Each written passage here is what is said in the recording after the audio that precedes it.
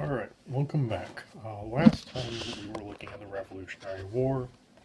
Now the Revolutionary War has concluded. Now the United States has to figure out a new government and how to essentially organize themselves.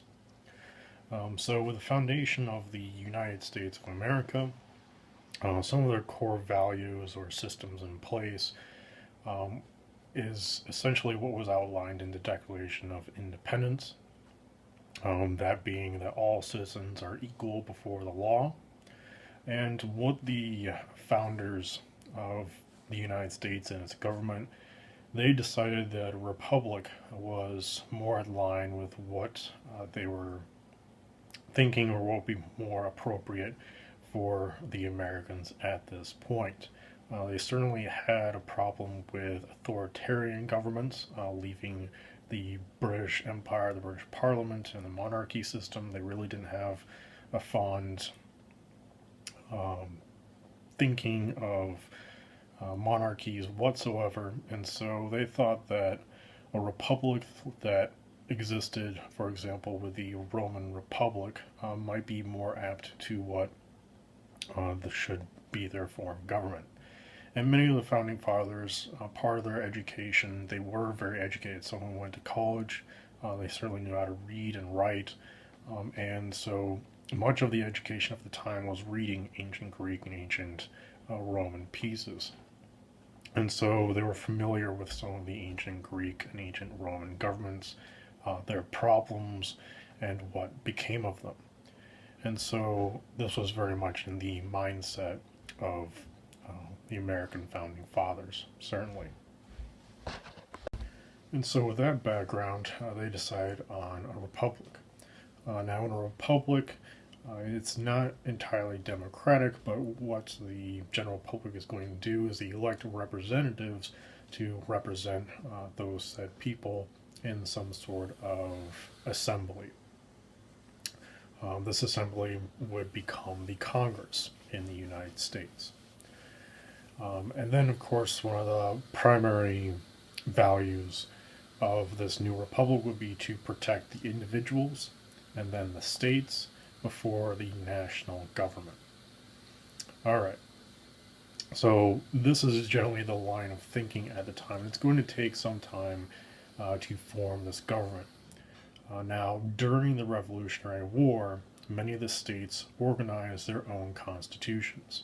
So from 1776 to 1787, you have many state constitutions being formed, being used to govern each of the Americans in each of these states.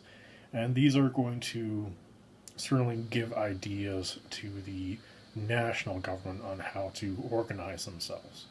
And that's going to be through the Articles of Confederation, but also later with the United States Constitution. So at the state level, what they decided was that governors were going to be elected by the people. The senators in their assemblies were also going to be elected. There are also the ideas of separation of powers. So, for example, the executive, the judicial, and the legislative branches were all going to be separate, and they were going to essentially balance each other out, so one branch doesn't have all the power. This was certainly something they got from many of the enlightened thinkers in the 16 and 1700s. So the executive branch would be, say, the governor, and the legislative branch would be the senators in the state congresses. And then, of course, judicial branch would be those deciding on laws and whether or not they are just laws. Many of these states also formed their own Bill of Rights, which was initially modeled off of the Bill of Rights that existed in England. And this Bill of Rights was initially put forth after the Civil War that they accrued in the 1600s. So the Americans are getting quite a few ideas from the government they had just left, just tweaking things to be more in line with what they believed would be their own values. And what these state constitutions did was they limited the power of the governor, since governors were still seen as executive power individuals, something akin to maybe a king. And during the Revolutionary War, and certainly prior to the Revolutionary War, they wanted to limit the power of these individuals as they were seen as monarchs. So while they are necessary, they wanted to limit that sort of power and the executive power. And in turn, they strengthened the power of the Senate as it was more of a representative body of that said state. So all of these were being put forth during the Revolutionary War and put into practice during the Revolutionary War. So when the United States starts forming its own national government, a lot of these ideas are going to permeate into the national government. Now, some of the foundations of the United States that's going to creep up, certainly after the Revolutionary War, is some of the statements made during the Declaration of Independence. For example, all are created equal. Many realized this was kind of ironic and hypocritical. So what they decided to do was they reduced the land requirements so that more people are going to be eligible for voting. Now what I mean by eligibility for voting in people, I mean white males. This does not mean women, it does not mean slaves, and so that's going to wait for quite some time after the formation of the United States. For example, women in 1919, African Americans, certainly you're going to have to wait till 1863 or 1866, depending on your viewpoint on that. But then, of course, they don't really get their feet off the ground until you get to the 1960s. But nevertheless, the Americans are going to try and make it at least more equal and more eligibility for voting for at least white males at this period of time. By the year 1800, indentured servitude in America is going to end. And also to point a finger a little bit at the British, the Anglican Church existed in the United States certainly while the British were in control of the region, but now the Americans are going to rename their churches the Protestant Episcopal Church, which is essentially the same thing, but they didn't want to be reminded that it came from England essentially. And then throughout the states, and of course in the United States Constitution, you're going to have a separation of church and state established throughout many of these states. All right. Now, the first national government is going to be called the Articles of Confederation, and it is going to essentially begin in March of 1781. Now, the national government, their power is going to lie in the ability to wage war, make peace, and foreign affairs. That's essentially what the national government is seen as its role in the United States. Certainly, the national government can settle disputes between states. The national government can also coin money. So they're going to be the ones who basically come up with the dollar and mint the dollar and distribute it throughout the states. The national government is also going to be in control of the United States Postal Service, which still exists to this day. But the United States national government does not have the power to enforce any of its decisions or enforce taxation. That's going to be a huge problem going forth. Now, the national government can make these decisions of going to war, peace, approving treaties, and so on, but the states are going to have to actually approve all of these decisions.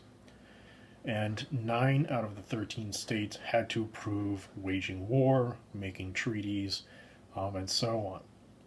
So it's very, very restrictive. At the same time, it had to be a unanimous decision to ratify any sort of amendments. So if you wanted to add to the Articles of Confederation, modify it, you really had to get every single state on board for that. And then finally, in the Articles of Confederation, you did not have an executive branch and you did not have a judicial branch. That just did not exist. Now, the reason why it's very restrictive is because the United States is coming from the situation where a very small group of people have a lot of power. The British government.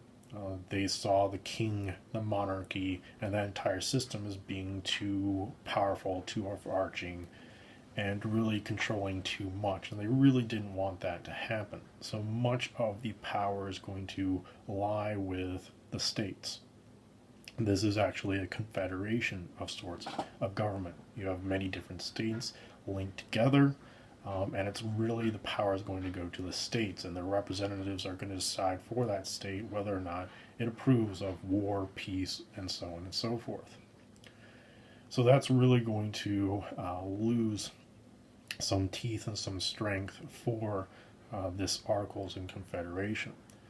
And a lot of different avenues are going to be very voluntary. So, for example, the national government cannot have taxation. Well, the national government was in pretty dire straits because they had to pay the army. They certainly had to formulate money for the postal service, and they had ambassadors going out to a lot of European states trying to make treaties with them. All these people had to be paid. Primarily, they had to pay the French and everyone else back for the help that they got during the Revolutionary War. So the national government could say, hey, we need some money to pay back the French, but Georgia might state, for example, that they cannot pay at this time, they'll pay at a later time. And there's nothing really forcing Georgia, or any other state for that matter, to fund money to pay off the debt. And so, in fact, the United States economy is just in complete shambles. Inflation is at a ridiculous rate to the point where the dollar is basically useless. And then you have, you just have to pay back this money is just not getting paid. There's also the situation of the problem with all the men who fought in the war, not able to pay them back in ample amount of time. So there's a lot of problems going on. If you think about it, the United States right now, would you pay your taxes? A lot of people probably would not, even though many people do benefit from the services the United States offers. But if given a choice, most people are not going to give more money to the government, if any money. So this is going to be a serious problem for the United States going forward. So, speaking of that, the economy. There was massive inflation, massive debt that had been accrued during the Revolutionary War. And they were not able to manage this inflation. They weren't paying off this debt, and as a result, much of the money and resources just weren't being used effectively. What the states did do is they had trade with the English, but the English required that the colonies give their goods to the English, and then they would take them back to England, and then they would sell them there. It was a very restrictive trade element. So, for example, they wouldn't be able to trade effectively with the Spanish or the Portuguese in the South, or even the Dutch. And so these trade agreements were very restrictive, but they're on their own, and the English have complete power over the trade and the Atlantic. And so there's a very limited amount of trade going on. Now, later, when you get closer towards the 1800s, the Americans are able to establish trade with many other different groups and countries as they negotiate with them, which is good for them, but initially they're not making a whole lot of money. And so the economy is just in complete shambles. They're producing agricultural goods, they're figuring out how to manufacture their own goods, but a lot of them are still relying on the English for a lot of the goods they need. So that's a problem, especially when they control all the trade. And so the Americans really aren't gaining a lot of cash. And so a lot of states start issuing these tariffs, basically taxing English goods to encourage Americans to buy essentially American goods rather than English goods. But the English goods are high quality, good products. And so they can make so many of them at a good quality. Many Americans continue to buy English goods regardless. And so the economy just really isn't doing very well in any way you look at it. Now, when we get closer to 1787, certainly this economic situation runs a toll on Americans. There's high inflation, so money isn't very useful, and there's high taxation to get money in for the states. And there really wasn't any relief. Congress closed in the state of Massachusetts without offering any relief for a lot of farmers in the region. And so Shea, who is a veteran of the American Revolution, as well as many other farmers who are also veterans, decided to close the courts in Massachusetts. Because if you close the courts, then they wouldn't be able to foreclose on farmers' farmland.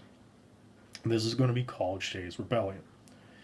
Now, after closing the courts, they started to march on the federal arsenal to get guns, basically to encourage the Massachusetts Senate and Congress to make some changes. And the changes they wanted to see was a more flexible monetary system. What they wanted was their wheat and corn to be used as money, basically a barter system, instead of relying on paper money, which everyone basically knew as useless. They also thought that they should postpone taxes, so no taxes until the economic condition had improved. Of course, that causes a whole set of other different problems.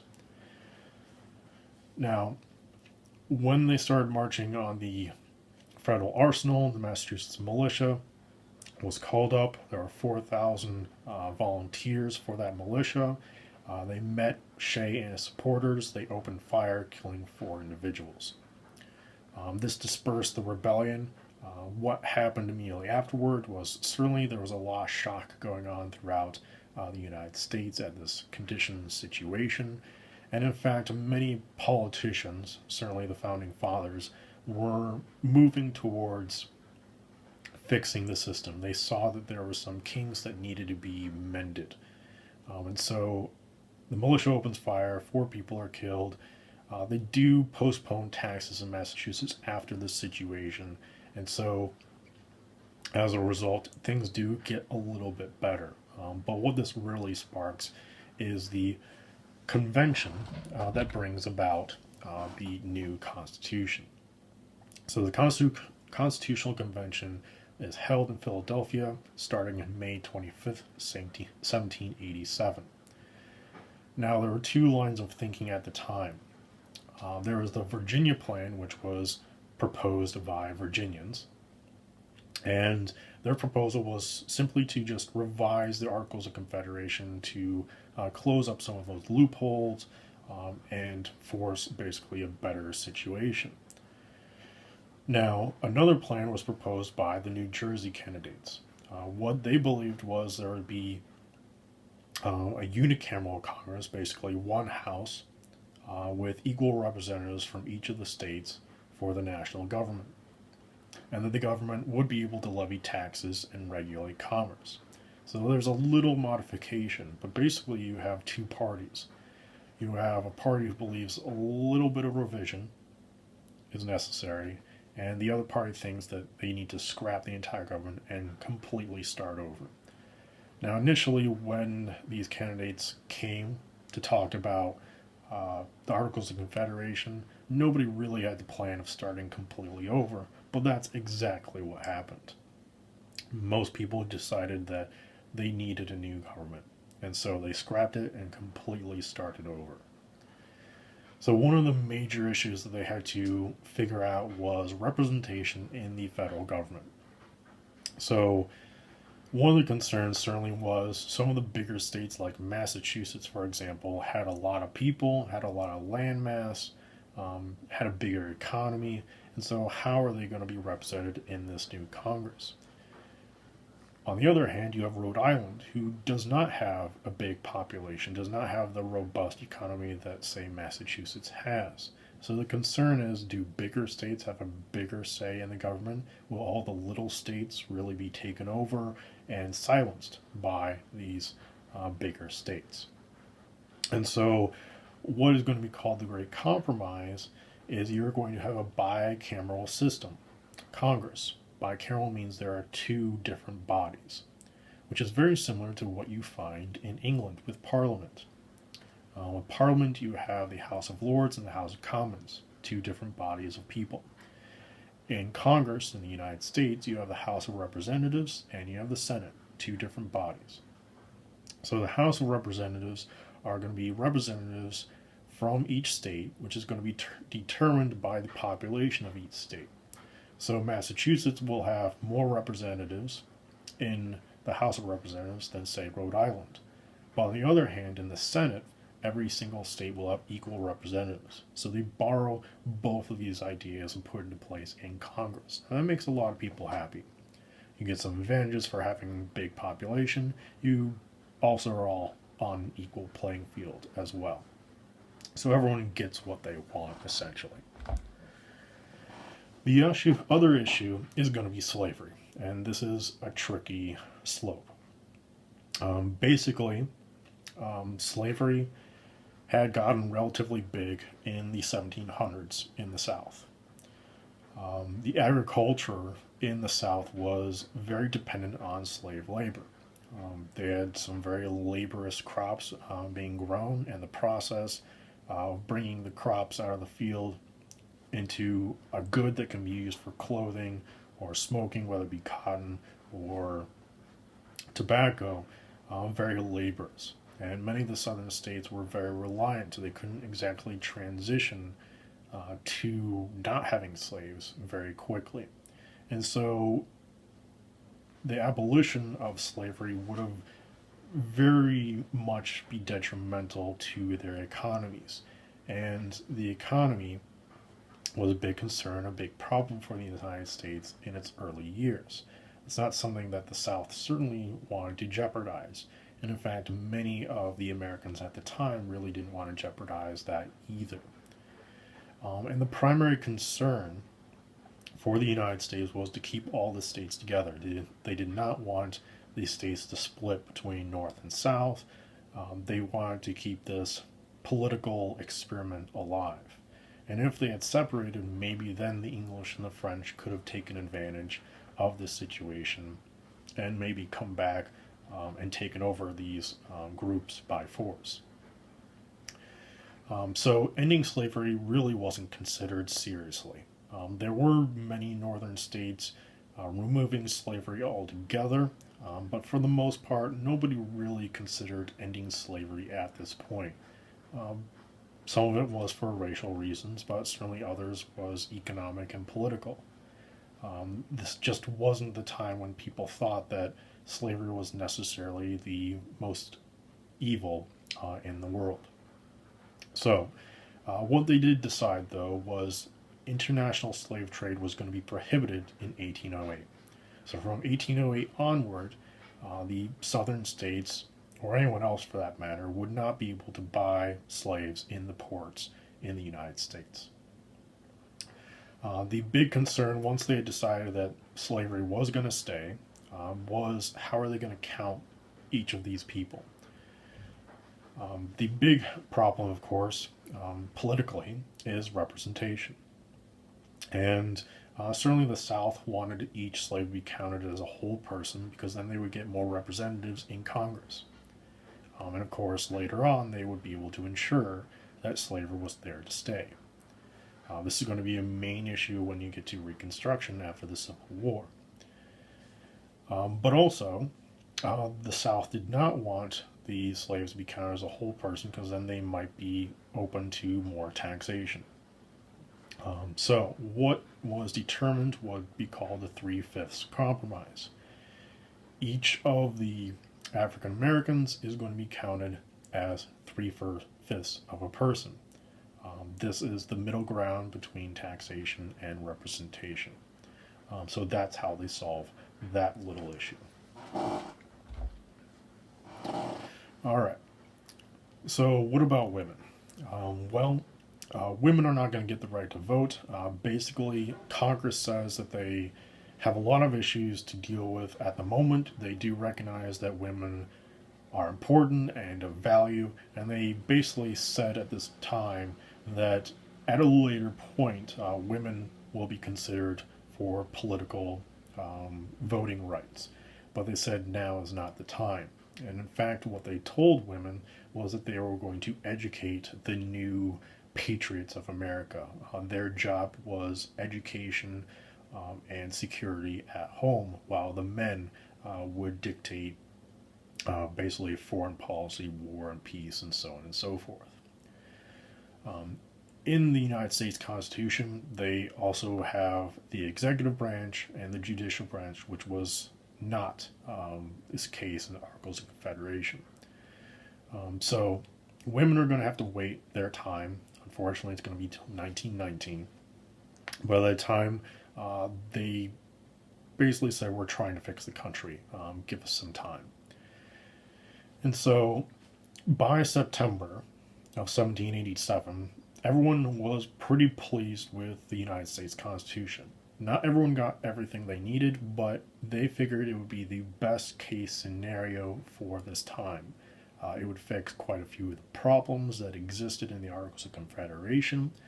And so as a result, on September 28th, 1787, they issued the United States Constitution to be published in all the newspapers in the United States at that time.